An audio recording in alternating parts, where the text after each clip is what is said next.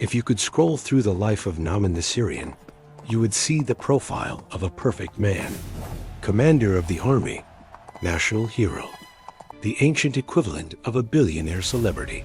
He was the man who had it all: the rank, the money, the applause. But the cameras never followed him into his bedroom, because underneath the polished bronze armor, Naaman was keeping a secret that was literally eating him alive. He was a leper, a walking contradiction, a public god and a private corpse. You might look at this story and think it's ancient history. It isn't. You know exactly what that armor feels like. Maybe yours isn't made of bronze. Maybe yours is made of pixels, filters, and job titles. It is the smiling family photo you posted on Sunday while your marriage was falling apart in the kitchen.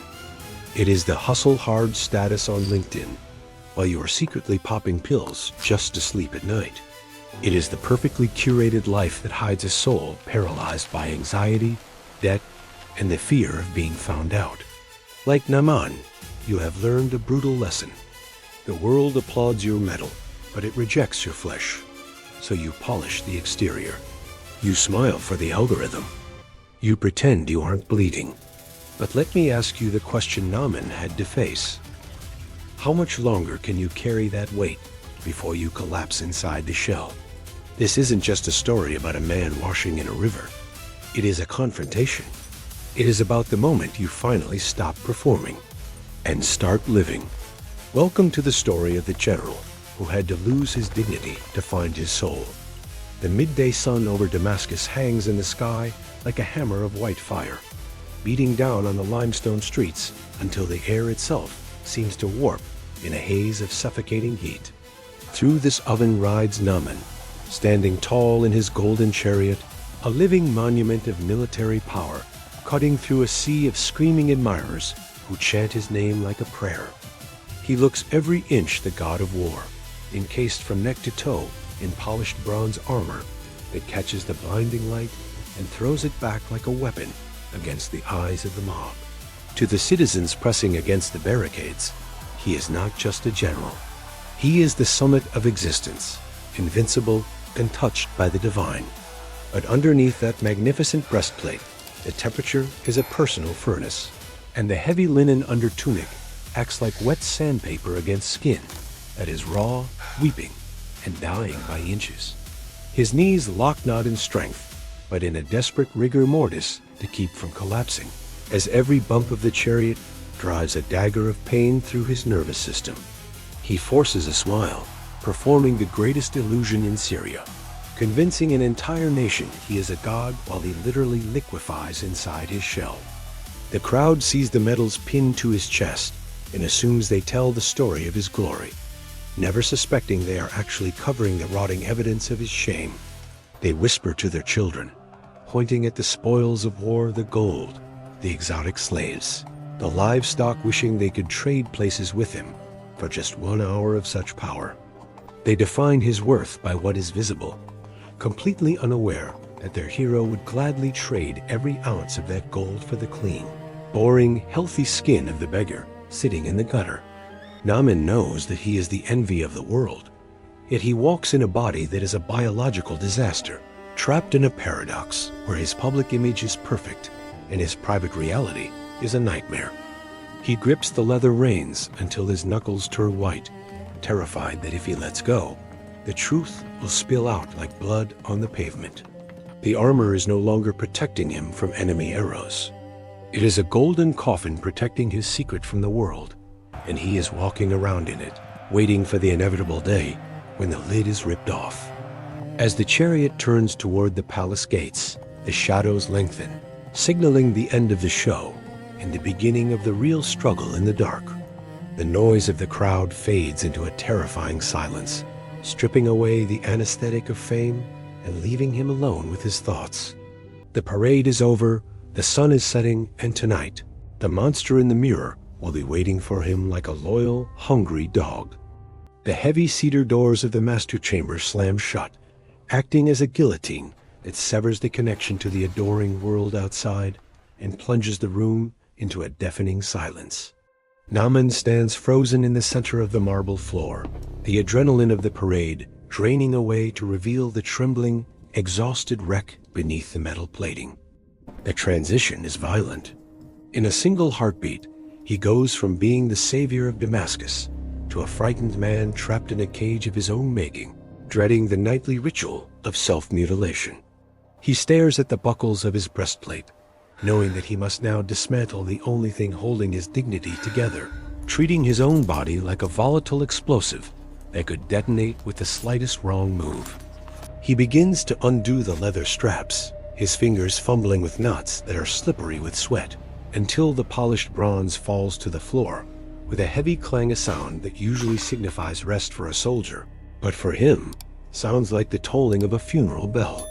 The linen undertunic is the final barrier, fused to his torso by a grotesque mortar of dried blood and pus, requiring him to grit his teeth and tear it free with the sickening sound of separating flesh. As the fabric comes away, the air in the opulently perfumed room is instantly violated by the sweet, cloying scent of active decay, the olfactory proof that the great general is rotting while he breathes. He stands shivering in the cool air, exposed and vulnerable, the smell of the grave overpowering the scent of the palace. He drags his feet toward the full-length silver mirror in the corner, a piece of luxury that has become an instrument of torture, forcing him to witness the nightly progress of his disintegration. The reflection staring back is a horror show. Patches of white, dead skin are mapping their way across his ribs and creeping down his arms, a slow-motion erasure of the man he used to be. The leprosy is not just a disease.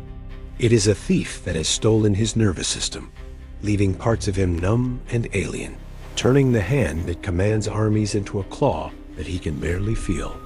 He traces the jagged edges of the infection, watching a monster gaze back at him from the glass, a creature that no amount of medals or public praise can ever hide. The psychological weight of this moment crushes him as he looks at the chests of plundered gold stacked against the wall, glowing with a permanence that his own flesh lacks. He realizes with a surge of nausea that he is the poorest man in Syria. He commands the treasury of an empire, yet he cannot purchase a single inch of healthy skin to replace the rot. The lie he lives is tearing his mind apart, forcing him to maintain a perfect exterior while the interior structure collapses into dust and shame.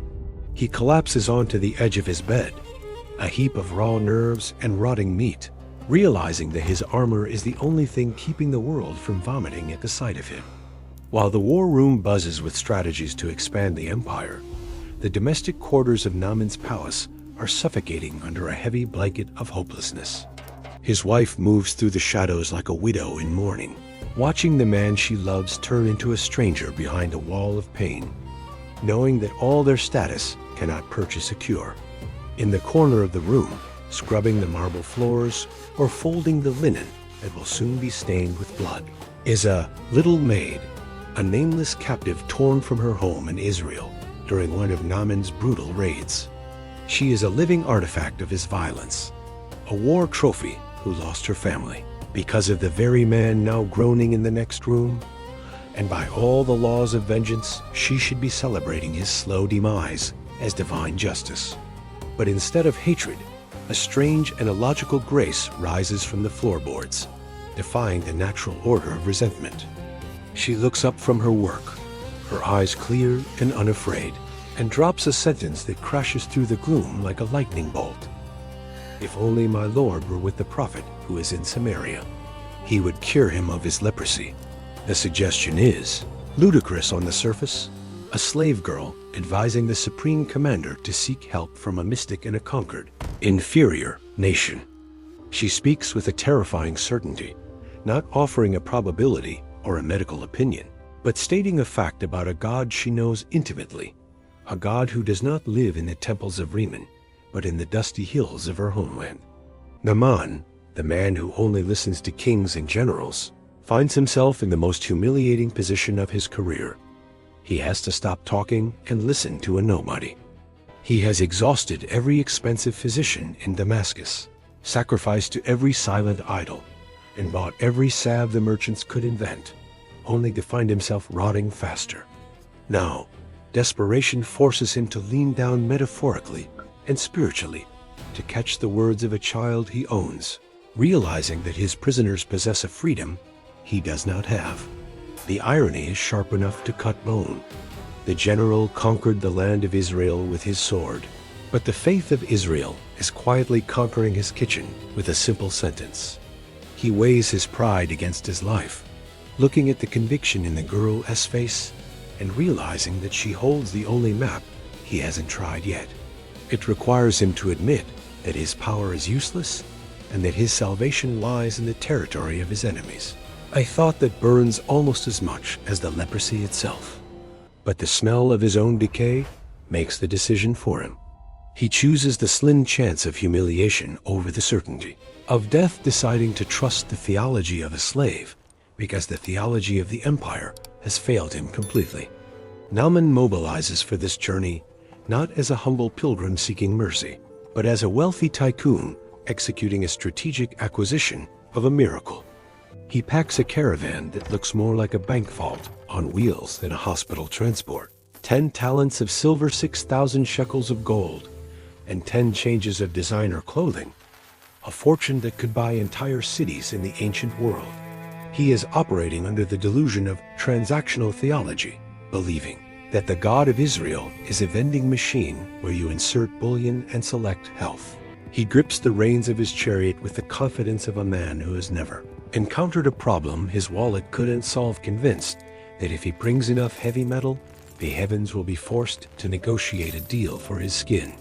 He bypasses the dusty road that leads to the prophet chase shack and drives his chariot straight to the marble steps of the royal palace in Samaria, because in his world, power only speaks to power. He carries a letter from the king of Syria that reads like a diplomatic demand. I have sent Naaman my servant to you, that you may cure him of his leprosy. It is the ultimate corporate misunderstanding. He assumes that spiritual power must surely reside in the halls of government, confusing the authority of a crown with the anointing of the Spirit. He stands in the throne room surrounded by his chests of silver, waiting for the king of Israel to snap his fingers and fix the problem, treating the miraculous as if it were just another service provided by the state to visiting dignitaries. But the king of Israel reads the scroll and explodes into a theatrical panic, tearing his royal robes in a display of political paranoia. Am I God to kill and make alive? He screams, terrified that this is merely a pretext for a new war, a setup designed to fail so Syria can invade. Naaman stands there, holding his millions, watching the most powerful man in Israel crumble into helplessness, and the realization hits him like a cold slap. He is in the wrong department. He has brought the GDP of a small nation to pay for a cure, but he is standing in a room full of men who are just as spiritually bankrupt as he is. The lie of success has led him to a dead end, proving that while money can buy a physician, it cannot buy the physician's God. Naaman redirects his massive convoy from the palace to the dusty, unpaved streets where the prophet lives, his horses snorting nervously as they squeeze into the narrow alleyways of a poor neighborhood. He parks his chariot in front of Elisha's humble dwelling, striking a pose of expectant grandeur, waiting for the holy man to rush out and acknowledge the honor of his visit. In Naaman's mind, he has already scripted the scene. The prophet will emerge, bow low out of respect for the uniform, wave his hands over the rotting flesh in a dramatic display of power, and call upon the name of Yahweh with thunderous incantations to drive the disease away. He is ready for a spectacle that matches his status, a divine fireworks display that validates his importance while curing his body. But the door of the house remains shut, and when it finally creaks open, it is not the prophet who steps out, but a lowly servant, looking bored and unimpressed by the gold and the chariots. Elisha does not even dignify the general with a face-to-face meeting. He stays inside, sitting in the shadows, sending a messenger to deliver a prescription that sounds more like an insult than a cure. Go and wash in the Jordan 7 times, and your flesh shall be restored. There is no ceremony, no touching of the wound, no mystical chanting, just a dry instruction to go take a bath in a river, delivered by a third party who treats the savior of Syria like a common beggar with a skin rash. The silence that follows is heavier than the heat. It is the sound of a massive ego colliding with a brick wall of indifference. Naaman feels the blood rush to his face, not from the heat, but from a fury that burns hotter than the leprosy ever could. To be ignored is far worse than to be refused. By refusing to come out, Elisha has stripped Naaman of his rank and reduced him to just a man in need of grace. The general realizes with trembling rage that in this dirt driveway, his medals mean nothing, his money buys no access, and his lie of success has no currency, leaving him standing there feeling smaller and more foolish than he has ever felt in his life. Naaman explodes, his fury shaking the frame of the chariot as he points a trembling finger towards the horizon, rejecting the prescription with the arrogance of a man who believes his own geography is superior to God. Are not Abana and Pharpar, the rivers of Damascus, better than all the waters of Israel? He screams, his voice cracking with indignation as he visualizes the crystal clear, snow-fed mountain streams of his homeland compared to the muddy, sluggish brown ditch that is the Jordan River. To a man accustomed to the aesthetics of luxury, the command to wallow in a Jewish swamp is not just a medical suggestion.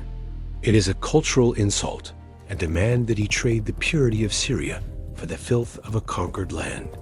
He looks at the Jordan and sees no magic, no grandeur, and certainly no hygiene, only a dirty stream that looks more likely to give a man an infection than to cure one. His anger is fueled by a shattered expectation of how the miraculous should look. He wanted a high church liturgy with smoke and incantations, something complex and difficult that matched the complexity of his status. I thought, he rages, revealing the most dangerous words in any spiritual journey, that he would surely come out to me and stand and call upon the name of the Lord his God and wave his hand over the place and cure the leper. He wanted a cure that looked like a coronation, a moment where he could stand tall while the prophet performed the service. Instead, he is being told to strip naked and play in the mud like a child. The simplicity of the instruction offends his pride more than the leprosy offends his flesh, because it leaves no room for his own merit.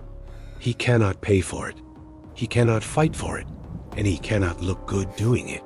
In a fit of violent pride, he violently jerks the reins, wheeling the horses around to face north, back towards the border, choosing the slow, agonizing death of leprosy over the instant death of his ego.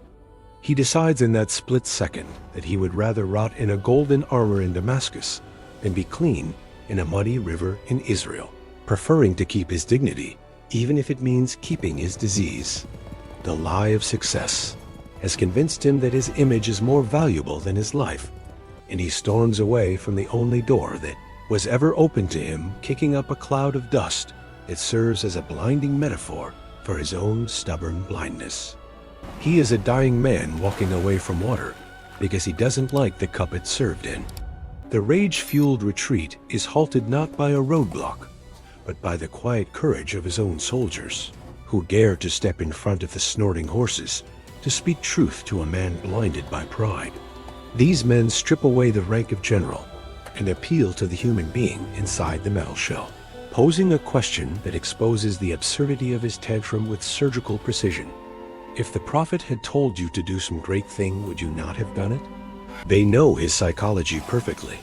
They know that if Elisha had asked him to climb a mountain of glass or donate half the treasury of Damascus, Naaman would have done it instantly, because difficult tasks feed the ego by allowing the doer to say, "I earned this." Stop and look at yourself. You understand Naaman, don't you? We are addicted to the great thing. If I told you that to save your life, you had to work 80 hours a week, starve yourself, or read 50 books, you would do it. Because struggle validates your ego. Sacrifice makes you feel like a hero. But grace? Grace offends us because it is free. Maybe you are exhausted today, not because the road is too steep, but because you refuse to take the simple path. You would rather bleed in the office to prove your worth than just accept that you are loved without the performance. Naaman was willing to die trying, but he struggled to live if it meant surrendering his pride. Are you doing the same thing? This question cuts through the lie of success like a knife, forcing Naaman to confront the fact that he is acting like a spoiled child refusing a diamond because it was unwrapped in the paper he liked. He sits there, the reins slack in his trembling hands, looking from the earnest faces of his men to the brown, winding ribbon of the Jordan River in the distance, realizing that he has run out of arguments. The logic is inescapable. He is being offered a miracle for the price of his dignity, and he finally exhales the last of his resistance. He pulls on the reins, turning the chariot around, not with the snap of a conqueror, but with the heavy slowness of a defeated man heading back toward the muddy water to kill the general, so that Naaman can finally live. Naaman steps down from his chariot, his boots sinking into the thick clay-like mud of the Jordan bank, marking the physical end of his high road and the beginning of his humiliation. This is the moment he has dreaded more than death itself. In the privacy of his bedroom, stripping was a torture, but at least it was a secret torture. Here, under the glare of the midday sun and the watchful eyes of his entire military escort, taking off the armor is an act of social suicide, a public dismantling of the legend he has spent decades building. The soldiers, who have only ever seen him as a man of iron and gold, stand in an uncomfortable silence, forming a perimeter around a leader who is about to reveal that he is, quite literally, a monster. He begins to unbuckle the breastplate with heavy, reluctant hands, every click of the leather straps sounding like a gunshot in the quiet air. As the heavy bronze plates fall into the mud with a dull thud, he is not just shedding metal. He is shedding his authority, his mystery, and his protection, leaving himself shivering despite the heat. He peels away the sweat-soaked tunic that clings to his sores, grit and dust mixing with the fluids of his infection. And for the first time, the lie of success is stripped naked for the world to see. There is no lighting trickery here, no strategic shadows to hide the truth, just the brutal, high-definition reality of a body being eaten alive by a curse. When the last layer falls, a collective gasp or perhaps a collective avert of the eyes ripples through his troops as they witness the grotesque geography of his skin. The white, flaky patches of leprosy cover his torso and limbs like a map of defeat, exposing the rot that was festering underneath the metals all along. Naaman stands there, stripped of his rank, his dignity, and his defenses, looking less like a conqueror and more like a corpse that hasn't been buried yet. He has finally reached the bottom. The general is dead, the hero is a fraud, and all that is left is a desperate dying man standing in the mud, ready to drown his pride in the only water that will have him. Naaman wades into the brown, swirling current of the Jordan, the water cold and thick with silt, swirling around his waist like liquid earth.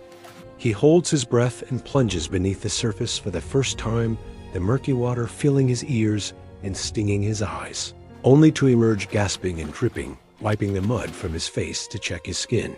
But the leprosy is still there, white and mocking.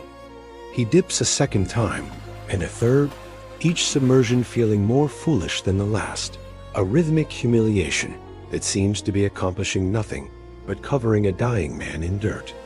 By the fourth and fifth dip, the silence from the bank is deafening.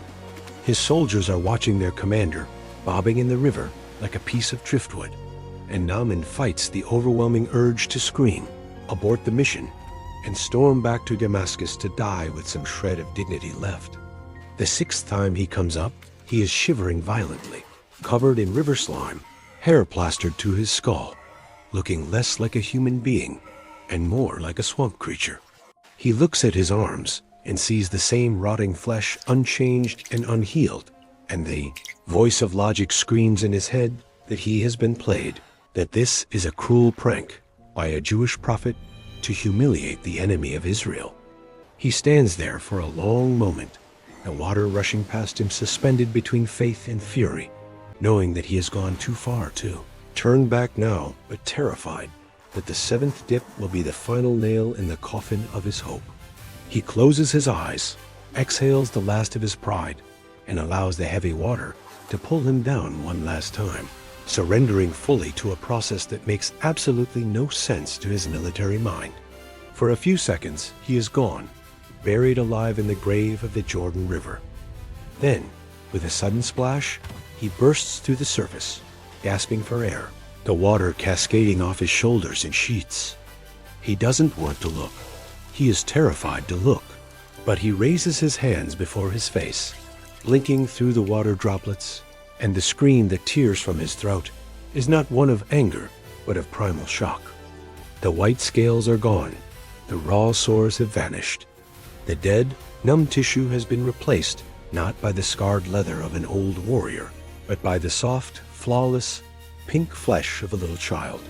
The general went into the water to get his life back, but he got something better. He got a restart. He stands there, weeping in the mud, a newborn man in an old world, realizing that the water didn't wash him because it was magical, but because he finally got low enough for God to reach him. Naaman went back to his world. He went back to the noise, the politics, and the wars. But the man inside the armor had changed. The metal was no longer a coffin holding a corpse. It was just a uniform worn by a living man. He didn't need the applause of the crowd to validate his existence anymore. He had felt the water. He was clean. The lie of success says you are what you achieve. The river says you are who you surrender. The cure didn't cost Naaman a single coin of his millions. It cost him something much more expensive: his pride. He had to be willing to look like a fool to become whole. Maybe you are still standing on the bank today. You are exhausted from holding up the image, from curating the perfect life while you suffocate inside. Logic tells you to keep the armor on. Logic tells you that vulnerability is weakness. But look at the river. It's muddy. It's humble. It's the last place your ego wants to go. But it is the only place where you can be healed. You don't need another strategy, another filter, or another victory. You just need to get off the chariot. If this story helped you find the courage to drop the mask, then you are in the right place. Hit subscribe. We don't offer answers for the perfect. We tell stories for the broken. The water is waiting. Step in.